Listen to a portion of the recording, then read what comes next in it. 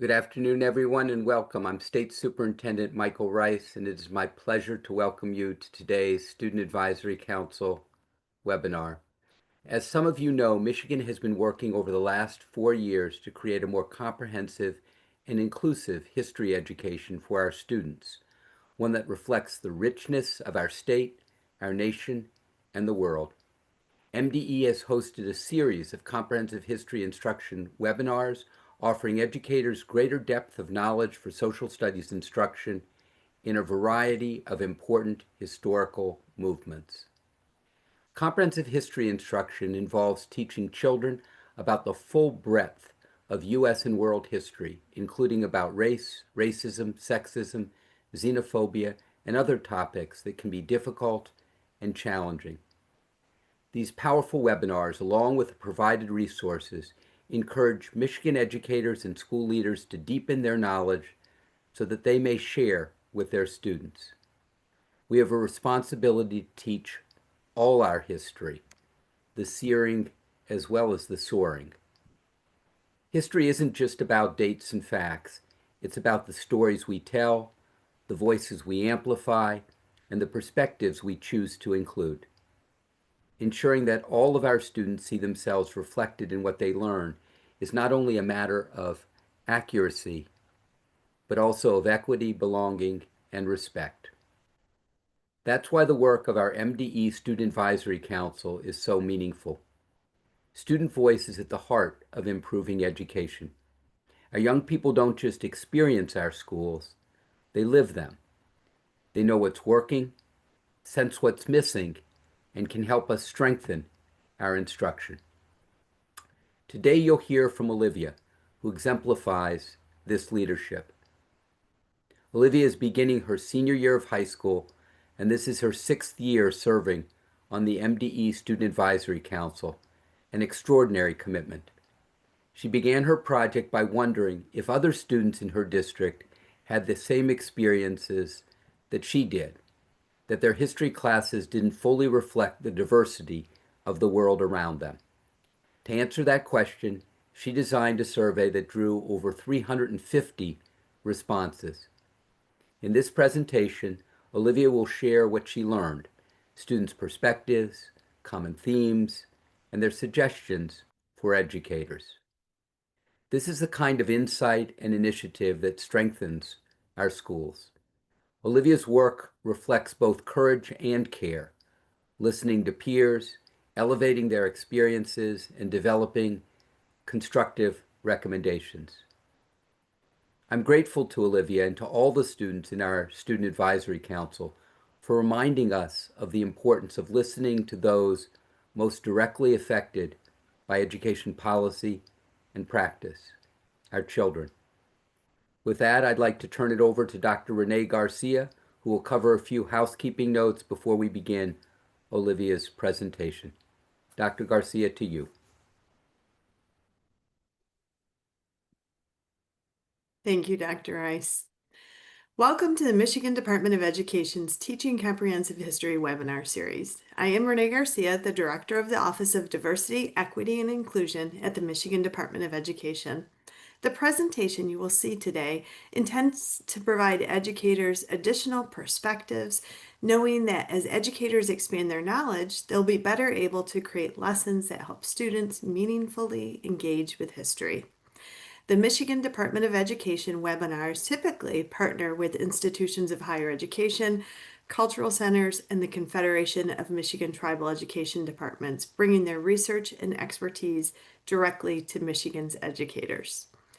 As you will see today, it's a special presentation with a student from Michigan. But teaching comprehensive history webinars are intended to lift the content knowledge of educators to assist attendees' efforts with creating unique learning spaces for students. We hope these webinars lift your efforts in creating student-centered learning environments that include inquiry, critical thinking, and exploration from multiple historical perspectives that you may not have heard before. As you listen today, you are encouraged to consider how this content and perspective could be incorporated to enhance learning in your community. And now we're ready to begin. Olivia is a high school senior in a large high school in the Metro Detroit area. She is entering her sixth year as a member of the Michigan Department of Education Student Advisory Council. Her favorite class is biology. She has played basketball for 7 years and also participates in shot put and discus for her school's track team. She can play the trombone and she loves to bake and make crafts. After high school, Olivia plans to pursue a career as a cardiothoracic surgeon. Her favorite book is Legend Born by Tracy Dion, and her favorite quote from that is Some truths only tragedy can teach. Welcome to the Teaching Comprehensive History webinar series, Olivia. We are so excited to hear about your project on comprehensive history. Thank you, Dr. Rice, and thank you, Dr. Garcia, for that warm introduction.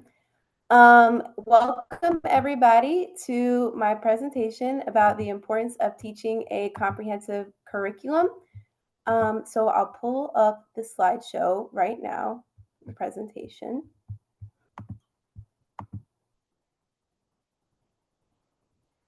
So to start, as has already been stated, my name is Olivia. I am a Michigan high school senior, and I have been a member of the Michigan Department of Education Student Advisory Council for the 6th year now.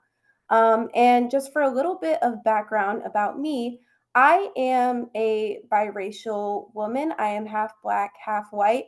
And my start with advocacy and about my identity and supporting others started back when I was in elementary school when I lived in Georgia. In Georgia, I was around a lot of students who looked like me. My school was primarily African American, and I was able to share my experiences with them, share my culture with my friends, and I felt a sense of belonging in my school community.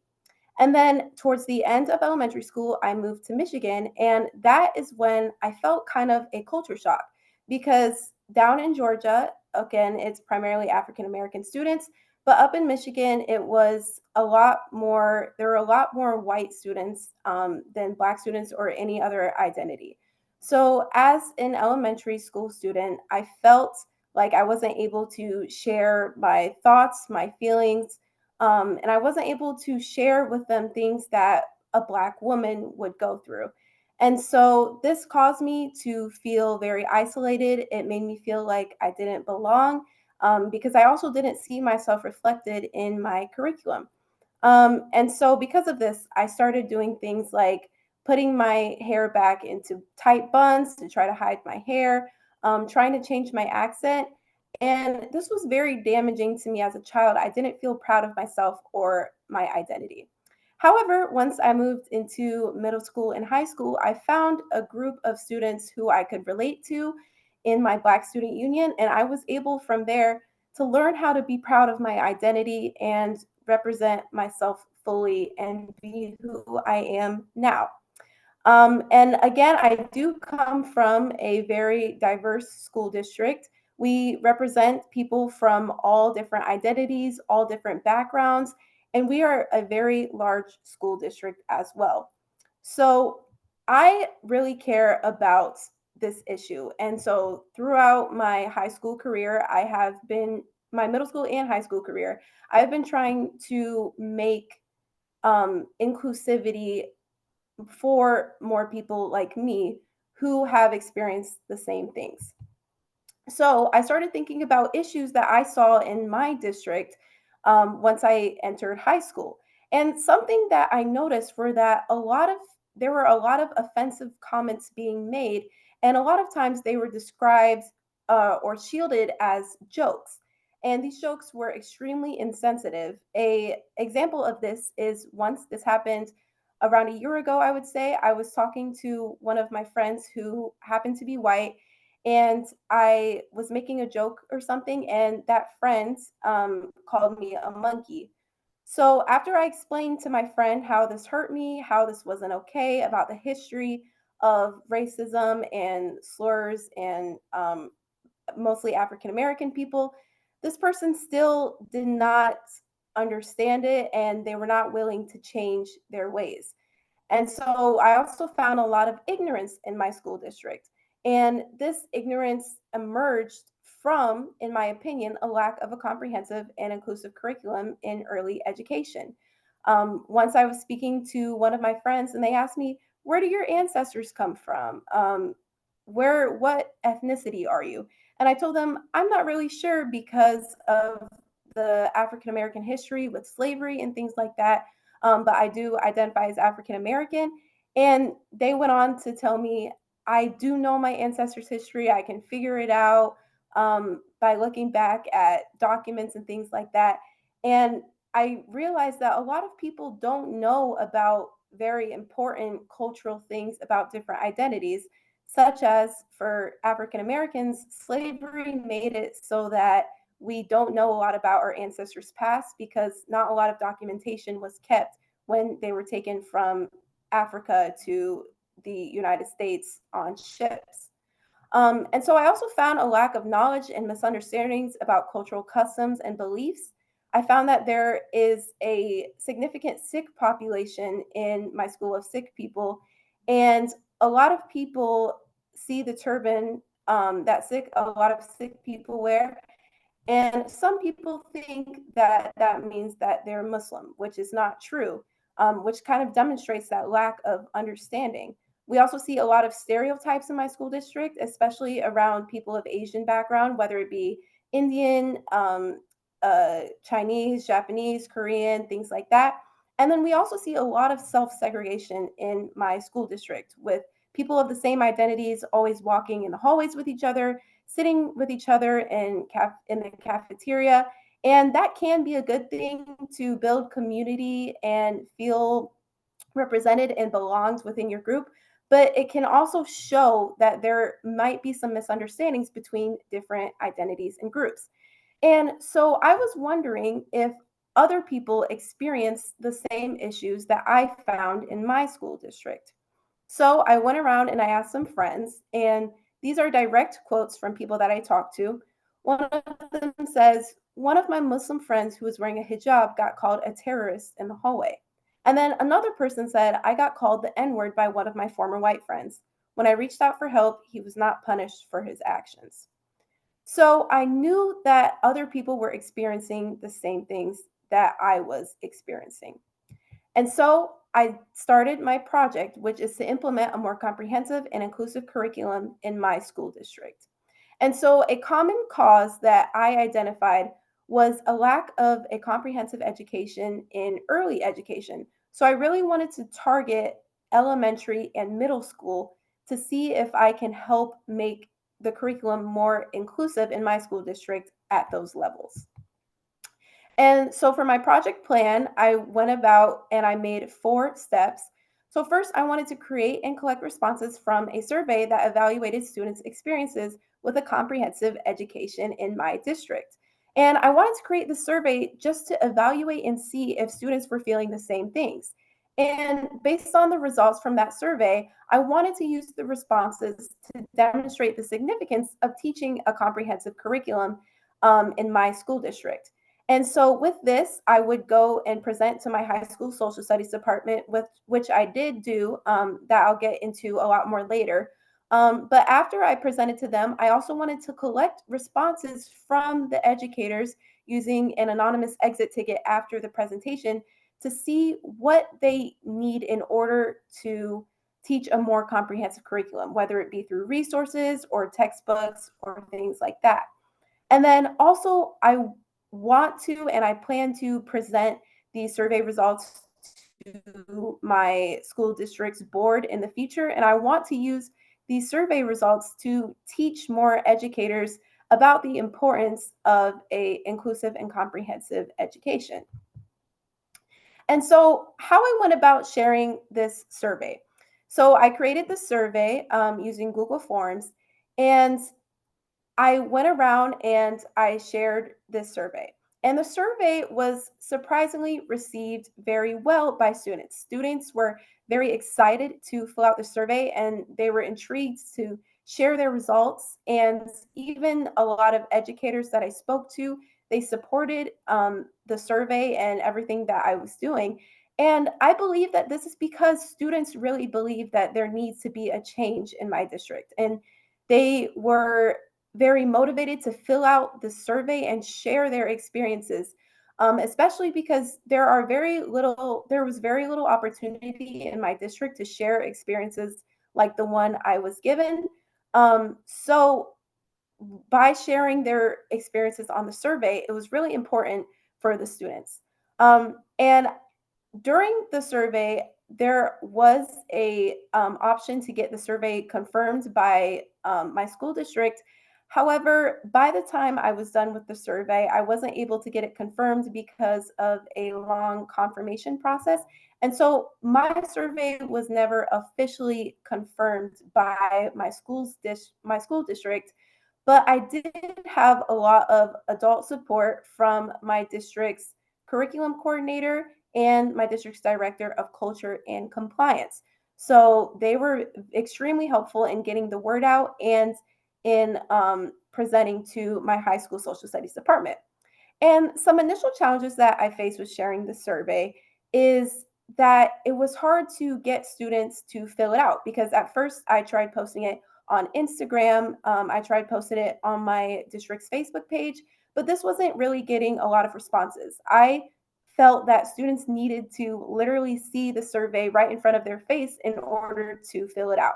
And so what I did is I printed off QR codes and I went around during all of our lunches and I asked students if they could scan the QR code and fill out the survey. And this was the method that helped the most and that gains the most responses.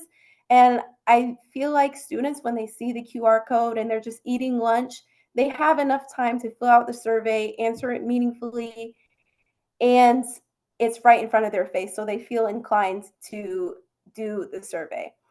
I also went around the library and the hallways with QR codes after school. And I even reached out to my district's middle schools to see if I could get some representation from the middle schools. I did get some responses from sixth, seventh, and eighth graders, which were amazing in order to make my sample more representative. And then I also reached out to the various identity clubs that we have at our school, which includes the Albanian Heritage Club, Black Student Union, Bengali Student Association, Muslim Student Association, Campus Christians, things like that. And we got a lot of responses from there as well. And I wanted to especially reach out to the identity clubs so that we can make sure that our sample is as representative as possible. And with all of this, I ended up collecting about 350 responses. So I was very happy with the results of this. And I think it was a success. And so now I'm going to share with you the survey. So I'm going to go through the survey questions and the responses. And I'm sharing this survey because about how it can demonstrate the significance of teaching a comprehensive education.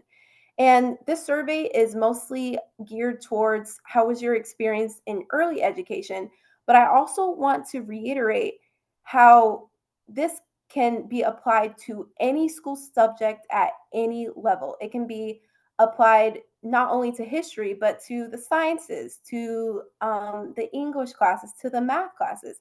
It can be applied to high schools. It can even be applied to colleges. So this is extremely helpful to see. So first, I wanted to get demographic information. So first, I confirmed that they were students in my district by asking them if they were a part of my district. I asked for their grade, and I asked them to choose the following ethnicities that apply to them, and their gender, just to see if I could find any correlations between their ethnicity or their gender or their grade and the answers that they were answering. And then for the survey questions, these were the questions that I asked in the survey. So the questions were, to what extent was your race or ethnicity represented in your early educational social studies lessons? To what extent did you learn about races and ethnicities other than your own in your early educational social studies lessons? Did you see positive role models from your race or ethnicity during early education? In your opinion, did early educational social studies lessons fairly represent all cultures? How did the representation of your race/ethnicity in early education impact you? And I said, are there any more details you'd like to include about your experiences in early education concerning diversity? And then at the end, I had a question saying I give permission for my responses to be used for research purposes so that I could have consent to use their answers for presentations. And then after each question, I had a question that wasn't required that said, please explain your previous answer, so that they could provide anecdotal evidence and go more into explaining their answer that they provided. And so here were the demographics of my survey. So as you can see, we did get some middle school students who were 6th, 7th, and 8th grade, but most of my sample came from high school because most of the students that I shared it with were high school students. And most of the students that answered, which was about 30%, was from 11th graders. And then we even got a few graduate students as well, which was probably a result from sharing it on social media, which was amazing to hear as well. And then also for the ethnicity part, I believe that we got a very representative sample. We got at least one or two people from each identity or ethnicity group. And this survey does actually reflect the demographics of my school district. As I mentioned previously, my school district is very diverse. It holds a lot of people of different identities and backgrounds. And so this was very amazing for me to see that I got a pretty representative sample. We have about 41% white, and then right after that is Asian with about 23%, and then mixed race to Black to Middle Eastern, Hispanic, Native American, or Native Alaskan. And then after each one, I also have the option for prefer not to say, which 5 people chose. And then also for gender, we have it split pretty evenly, with about 55% females answering and about 40% males answering, and then a few others or prefer not to say. So now we're going to get into the survey results and interpretations. So for the first question, to what extent was your race or ethnicity represented in your early educational social studies? These results on the surface look pretty good. We have most students at 98 students answering fully represented. We do have a lot, also 95 students answering somewhat represented. And then we have some people throughout all saying not at all represented, barely represented, and mostly represented. And so from the surface, this looks pretty decent, pretty spread out. But if we really look into the breakdown versus white students and students of color, we start to see kind of a pattern. So if you look from not at all represented all the way to the left to fully represented, you can see that as we move more towards the towards the right, it seems like more students of color are answering less and more white students are answering more. So from this graph, we can see that white students answered that they felt more represented on average than students of color did. And so these were some of the anecdotal evidence that I got after this question when I said, please explain your previous answer. And so we're going to get into these now. So the student says, I didn't see a lot of Chinese or Asian culture represented in our curriculum. And a lot of people would ask me if I was Korean, Japanese, or Chinese.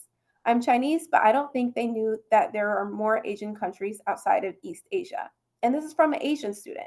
So, what this student is explaining is people's perception of Asia.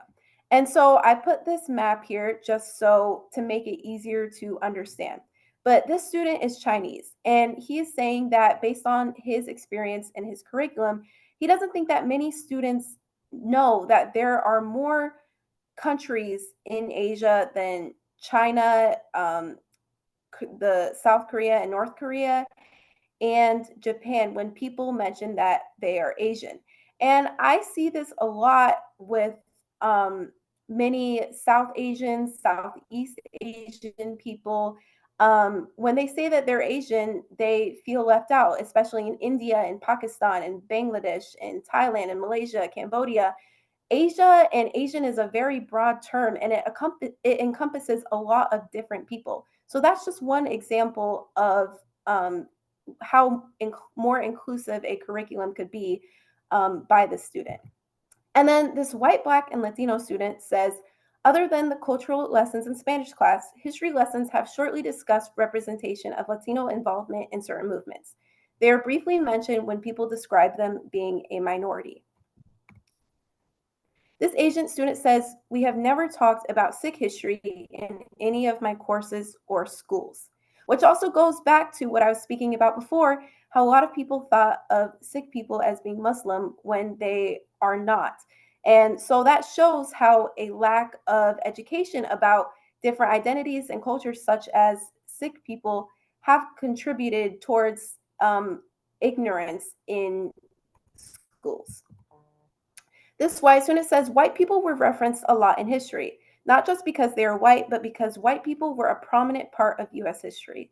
And I decided to include this quote out of a lot of the quotes that I had because I want to get back to this because this is a very interesting statement to me. So make sure that you remember this quote. And then this Pakistani student says, when I was in elementary, I didn't know I was Pakistani. One of the memories I had was how I was in fourth grade. We were learning about the civil rights movement. And I asked, what would happen if I was there, as I pointed to my tan skin. I only found out I was Asian when I went to sixth grade. So this shows the consequence of not having a comprehensive curriculum. This Pakistani student probably didn't have much Pakistani representation in their early education social studies lessons. This white and Black student says most lessons were on white and or Black people, which we'll start to see more themes about that as well as we move on. This white and Pacific Islander student says, I'm half white. I see white people represented all the time, but I have only ever seen Pacific Islanders being represented and acknowledged one or two times on posters celebrating different cultures around the world. This Middle Eastern student says, I was never taught about Arabian history in elementary school to early middle school, only American history that had nothing to do with me. And then this Black student says, we talked about slavery a lot, but not the successes of Black people. And we will also see this is a recurring theme as well about talking a lot about the negative aspects of people's past in history, but not a lot about the successes, celebrations, and accomplishments of them. And so for our next question, to what extent did you learn about other races or identities other than your own in your early educational social studies lessons? And from these results, we see a pretty good amount of students, 168 students, saying a lot, which is pretty good. We see second to next, which is 103 students saying somewhat. We have 13 students saying not at all, 29 saying a little, and then 37 students answering completely. And so for this white and Black student says, lots of topics and curriculum were centralized toward white people in American history, and there was also a lot to learn about Black people in American history, especially during February, Black History Month. However, we only touched on a couple of things when it came to people of different races and ethnicities, and they were typically taught separately from U.S. history and more as immigration history or foreign/world history instead. So what this student is talking about is a lot of the diversity and identities and representation of this world was only taught during world history or immigration history rather than through history as a whole, which might create a perception of students thinking that, especially in US history, that a lot of all ethnicities weren't a part or a big contributor towards US history. This Black student says they talk a lot about Black culture, mostly slavery, but not a lot about any other races, which is another theme that we're seeing. This white, Latino, and Asian student says, we did activities and watched videos on celebrations and important stories in other cultures and religions. For example, during the holiday season, we watched videos on Hanukkah, Kwanzaa, etc. So this is a positive example of how this school district or this school that the student attended made sure to make the holiday season inclusive for all of its students. This Asian student said, joining a club helped me learn more. So this is also another positive example. It shows how joining a club and other activities helps students learn more about themselves and more about other people. This Native Hawaiian or Pacific Islander and Asian student says, I think we definitely talked a lot about white and Black people, but not as much, if any, about Asian and Hispanic people, which was brought up earlier and we will continue to see early on or later on. This white student says, we learned a lot about slavery and the wars that had involved other races, but it was never about achievements and such. This white and Middle Eastern student says, my elementary school was known for its diversity and we had cultural nights to express them.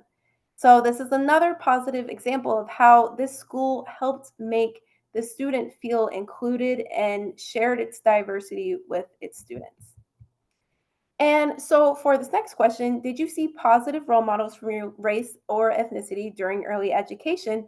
We're seeing another kind of spread where 124 students says often, 98 students say sometimes, and then we have 41 students saying not at all, 37 students saying rarely, and 50 students saying always.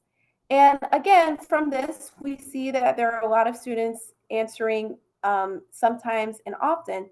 But if we break it down again, we can see that it is the majority of students of color answering not at all, rarely, and sometimes, versus it's the majority of white students answering often and always. So this is really important to keep in mind that once we look more into it, we can see that more students of color are answering that they do not see positive role models. They did not see or rarely saw positive role models during early education in comparison to white students. And so this white student says, many of the people we saw and learned about were white people. So there were many chances for me to see people of my race doing good and heroic things to look up to. So this is a very positive result of having role models of the student's race to look up to. This white student says, there have always been teachers and staff that I could look up to that were my ethnicity. And this point is actually a very interesting and important point because I want to bring up something. In Michigan, the percentage of white teachers are around 90%. And so if you think about that, that means that teachers of color are around 10% of all the educators and teachers in our state of Michigan. And so, with this kept in mind, we can see that a lot of students of color might not see themselves represented in their teachers and staff. This Asian student says, yes, it was interesting learning about certain figures like Malala. The Black student said, only focused on the negative part of our history. This white, Black, and Latino student said, I've only had one memorable lesson regarding the immigration from Mexico to the US. We talked about the struggles and challenges they face, but also gave examples of gangs in Mexico that hurt people. They narrated the journey as positive, but then doubled down on Hispanics by generalizing them as gang affiliated. This Black student says sometimes because Black people were mostly slaves. So again, this goes back to that theme about neglecting the celebrations and the positive parts of especially Black history, but also other students of color's history. This white student again says a lot of my teachers were white like me. So this also draws on that aspect that a lot of students of color might not see positive role models of themselves in real life because they might not see or ever have a teacher of color, which I understand that is not easily remedied, but it's important to keep that in mind as you go and you teach your students to keep in mind that a lot of them may go their entire school career without having a teacher who looks like them or who can identify with them. And so this was the question that I looked at a lot because I felt like this question really told kind of the way that this survey was shifting in terms of opinions of students. So in this question, I asked, in your opinion, did early educational social studies lessons fairly represent all cultures? And then the results, around 61% of students answered no, with around 40 or 39% of students answering yes. And so we do see here that the majority of students are answering no to this question, which points me toward the idea that yes, students are seeing the same things that I was seeing. They're seeing the same issues that I'm seeing in my school district. And so the short answer responses to this, a Black student says they mainly only focus on white people, and the curriculum focuses a lot on just negative experiences that Black people went through. It doesn't show our accomplishments. And so this Black student is talking about how white people seem to be more represented in the curriculum, and how even when Black people are shown and taught about, it is only through the negative experiences and not through the accomplishments. This South Asian student says South Asians do not get represented enough unless we talk about the downsides of it when Britain colonized South Asia. This white student says, while there was history taught about other cultures, the main focus was definitely white race and culture. If not mine, then it was typically African American culture. Even then, not so much. The education system definitely could have tried to have more emphasis on other races and teach more. This Asian student says, my religion, Sikhism, wasn't covered that much when learning about Indian cultures. This white student says there was an overwhelming amount of white representation and a lot of Black representation. However, there wasn't a lot of Asian and Hispanic representation. So again, we're seeing the same themes and points, which is very interesting, that we're seeing a lot of teaching about white and Black students, but we are neglecting other identities such as Asian, Hispanic, Native American, Middle Eastern, things like that. And then this Middle Eastern student says it represents white and Black culture well, but Middle Easterns, Asians, and Latinos are left in the dust. And so I asked this question to see, how did the representation of your race or ethnicity in early education impact you? And so this white student says white people were always well represented. I didn't think too much about almost anything, and I always saw myself in the role models presented me. So this is very telling that by having a positive experience, by seeing yourself in your curriculum, and by being represented, you feel like you belong. You feel comfortable in your school environment, and you have positive role models to look up to. This Black student said, made me realize we played an important part in history. Again, this is a positive impact from having a comprehensive education where students can see themselves in their curriculum. And this white student says, I think it helped me understand things better, but I would have liked to hear more about other races or ethnicities, so not only I could understand more about others, but others could get more representation of their own race and ethnicity. And this brings about a great point about understanding other cultures other than your own, which we'll get into a little bit more later. This white and Black student says, this impacted me negatively because I didn't have a role model to look up to. It made me think something was wrong with me as a child. And so this talks about the negative impact of not having a comprehensive education. This white, Latino, and Asian student says, I'm of a mixed ethnic background, so it was hard for me in elementary school to find a place where I belonged. I made many friends and we learned about other cultures, but I never felt truly represented. I feel more represented now, but there's still a part of me that questions my identity and how I should embrace each race that I am. This Asian student says, it made it difficult to envision myself in careers outside of stereotypes like engineering and medicine. And going back to the issues that I found in my school district, this confirmed to me that the things that I were seeing were being seen by other students also in my district. This student is experiencing stereotypes. This white student says, I feel that the representation helped me communicate better with people who are different than me.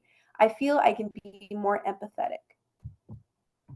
This Asian student says, it's hard to do well when you feel alone, like nobody is like you or understands you. So this really draws on the real part, the real impact of not having a comprehensive curriculum or education. When students feel like they can't see themselves in their curriculum, it results in students like this one who feels like nobody understands you, And it can result in poor academics. It can result in people not wanting to give enough effort in schools. And so this was a very impactful statement that this student wrote. And then I asked for any additional comments from students, and these were the responses that they gave me. This Black student says lots of kids think they aren't being racist when they are, or believe it is okay, and I believe teachers and parents didn't show enough interest in stopping that. This white and Middle Eastern student says more diversity is necessary, but in a more subtle way. Instead of only mentioning Black people when it's Black History Month, when American history and accomplishments are discussed, African Americans should be included without it being a whole separate thing. So the student is talking about how when you go through your lesson plans or you're teaching about history or in any other subject, instead of making it a separate thing to include representation, it would be more impactful to incorporate it just like it's part of the curriculum in order to teach students that this is the diversity that is reflected in our world. This white and Middle Eastern student says should include multiple different ethnicities and cultures instead of focusing extremely on just two. This white student says there was no queer representation. I decided to include this in here because this survey didn't necessarily speak about queer representation or sexuality representation or gender representation, but this is also a very good point to bring up that other than people's ethnicities, there are also other areas that may be lacking in education when it is not inclusive or comprehensive enough. So make sure you think about all different perspectives, not just from the ethnicity perspective, but also from a sexuality perspective, from a gender perspective. The Southeast Asian student says, I experienced alienation, Olivia, we've seemed to had have... a lack. There we go. You're back.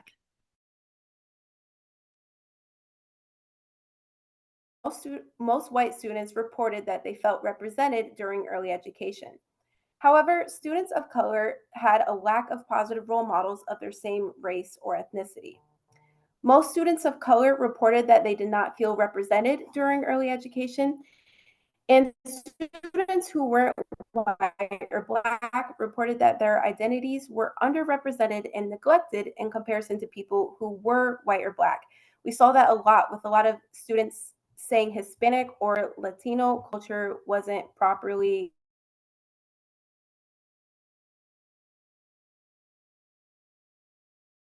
represented.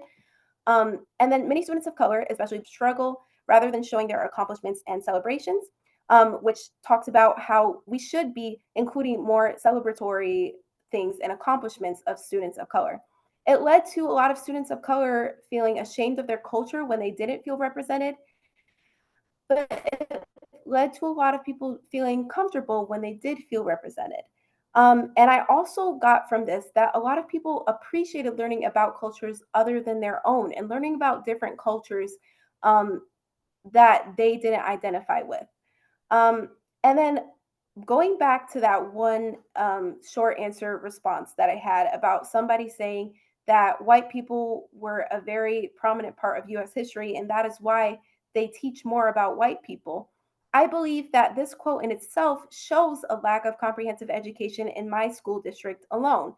Many students, and I didn't include a lot of the quotes of that, but many students did believe that white people were the most important group in US history, and that is why they were shown more representation. So that in itself does show a lack of comprehensive education because in US history, all identities from all backgrounds and perspectives contributed towards the wonderful place that the US is. And representing that through your teaching and through US history is extremely important to get students to understand the incredible diversity and representation in our country and the world. And so, why the survey results report are important and why you should care about them are that it gives insights into the minds, opinions, and perspectives of students from all different backgrounds. It demonstrates the importance of diversity in education. It shows how issues with ignorance and bigotry can affect students. And it highlights the repercussions of a non comprehensive curriculum and the advantages of a comprehensive curriculum. And then additionally, you can use these for all subjects and all levels, like I mentioned earlier.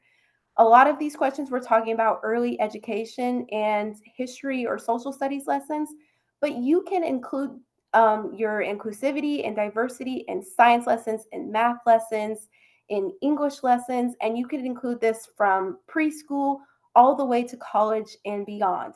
So these survey results can give us incredible insight into what our students are thinking. And so why a comprehensive curriculum is important in education, as demonstrated through the survey, is students feel seen and heard when they see themselves in their education. It limits ignorance about cultures other than one's own. It develops a nuanced perspective about life so that they're able, when they get out into the world after school, they're able to navigate life and speak with different people of different identities and cultures and understand the world around them. It fosters more engagement, which promotes more academic success in school. They feel a sense of belonging and they learn to value and be proud of their identity. And so now I want to get into how can we implement a more comprehensive curriculum. So first of all, I think surveys are an extremely valuable resource that you can utilize in your school district. So I am just a regular student. I had only myself and a few friends go around with QR codes, and by myself, without any administrative confirmation or approval, I collected 350 responses as a regular student.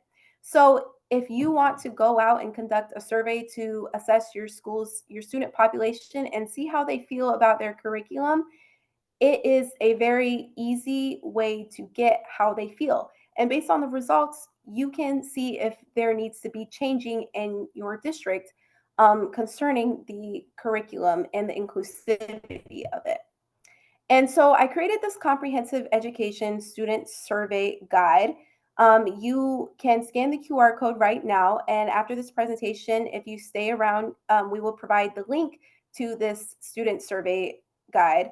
And just in this, it's a Google Doc and it tells about the title that I put, descriptions, the questions that I place, things like that, so that you're able to easily make a student survey guide that accurately represents your school and that you can tweak in any way in order to easily create a survey for your student population.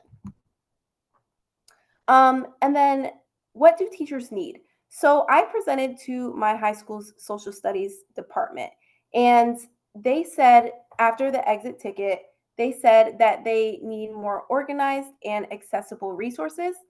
They want to teach teachers how to incorporate these resources into the curriculum more. And they want more resources for diverse voices in subjects other than history, which I've talked about a bit. And then they want more inclusive and easily readable textbooks. And then also another thing that I noticed is that a lot of teachers, especially white teachers, felt that they were uncomfortable speaking about other ethnicities other than their own. And so to this, I had a talk with them about how, as a student of color myself, I feel that teaching about ethnicities other than one's own is extremely important. And we all understand that you may make mistakes. You may slip up every once in a while, or you may get information wrong. But as a student of color, it's extremely important to go out and do these things to make sure that your students feel as included and represented as possible. Areas that teachers especially agreed with when looking back said that they should teach more about all identities, not just Black and white students, and that they need to have more positive role models for students to look up to.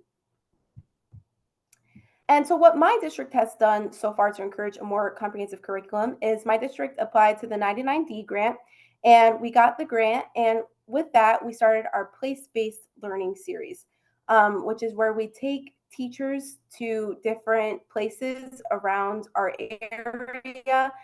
They took them to a Holocaust museum. We learned more about African American history. during a presentation. And so with this, the teachers were able to come together and evaluate how they can use more resources in order to put these resources into their curriculum. Um, Additionally, they are working to embed new learning and resources into the curriculum. They have teacher trainings for teachers about teaching a more inclusive curriculum, and they have also put in new classes such as African American literature class, which so many students have joined. And each year they think about making more hours with this class because just so many people want to take this class. There's also an Asian Pacific Islanders history class that a lot of students also attend, and people absolutely love it. And it teaches them not only about themselves, but about other people as well. Additionally, we put in new history textbooks that are more comprehensive and more inclusive. And some resources to expand your curriculum more. This is a QR code to the Michigan Department of Education Comprehensive History webinars, such as the webinar that I'm doing right now. There are so many others that you should definitely check out. This is a QR code to it, or you can just type this into your internet browser. It has resources such as the Bracero program. It talks about women in the Holocaust. And you can also research on your own. I understand that students or teachers and educators do have limited time on their hands trying to create lesson plans and plan things throughout the year. But researching on your own, like finding a YouTube video about certain topics that you might want to brush up on or learn more about, can also help to teach your students a more inclusive curriculum. And then additionally, I got this idea from actually another school who successfully implemented this in their school. So each month there is a heritage or an identity that is usually represented. So you can make a presentation about each heritage or identity. And what you can do is you can show this presentation during each month during lunch or homeroom or something that's equivalent to that. And this was successfully implemented in other schools, as I mentioned earlier. They also did this thing with movies where during lunch, students watched movies about that highlighted different identities of that month. Or even in middle school, one of my science teachers, this was a really cool way to incorporate inclusivity in the sciences. Each class during Black History Month, at the beginning of each class, she highlighted a different Black person who contributed towards the field, the science field. So that was really cool. And just for your reference, here are some Heritage Months and days of opportunity just to include this in your curriculum and teach about it more. Especially in March. March is Reading Month for the younger audiences who are in maybe elementary school or preschool. March's Reading Month is a great time and throughout the year to include more diverse literature so that students can read about more cultures and identities other than their own. And then additionally, implementing clubs and safe spaces that promote the sharing of cultures is also super important. So having safe spaces, the Michigan Department of Education Student Advisory Council created the Safe Spaces resource document that you can scan here as well, which teaches about how to implement a safe space, what a safe space is, the logistics, why they're important. And we have many safe spaces in my district, such as the Black Student Union, as I mentioned earlier. And this promotes a feeling of belonging within the students and can share cultures and lead others to learn more about other cultures. You can also put on events that celebrate all cultures, like showcases, festivals, dance, food, and music. This connects the younger audience very well. And my school district has actually done this a lot in the past, and it has always been a success. And so I just want to leave off on this note that it is up to you as educators. And I know that as educators that you care about your students, and that is why you are an educator. And so I'm just here to say that it is up to you to make your students feel like they belong, that they feel included, and to ensure that your students go out into this world and that they see the extreme diversity and representation of this world and how important it is to how our society is and how it's made up, and to realize the significance of all people of all identities and backgrounds and races. And so I just want to leave off on that note, um, and just to take the information that you have gotten from this presentation and translate it into real life. Do these things in real life so that you can make sure your students feel as included and receive as much as a comprehensive education and curriculum as they can.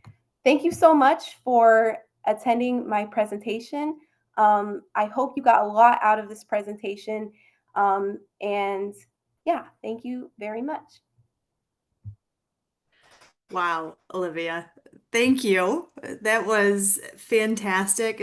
Thank you for sharing this very important work with us. Your efforts are important to Michigan's educators and leaders as they provide support to teach comprehensive history within our classrooms. We sincerely appreciate you helping us learn more deeply about the importance of comprehensive history curriculum from our Michigan students' perspective. Dr. Rice reminds us that as members of a diverse state, nation, and world, school staff and students need to know our rich, complex history. These powerful webinars, along with the provided resources, encourage Michigan educators and school leaders to deepen their knowledge. As searing as some of our history is, we have a responsibility to teach it all. We encourage you to visit Michigan Virtual and the Teaching Comprehensive History website to access past presentation materials and updates to further support your content knowledge. Thank you all for the work that you do and for joining us today.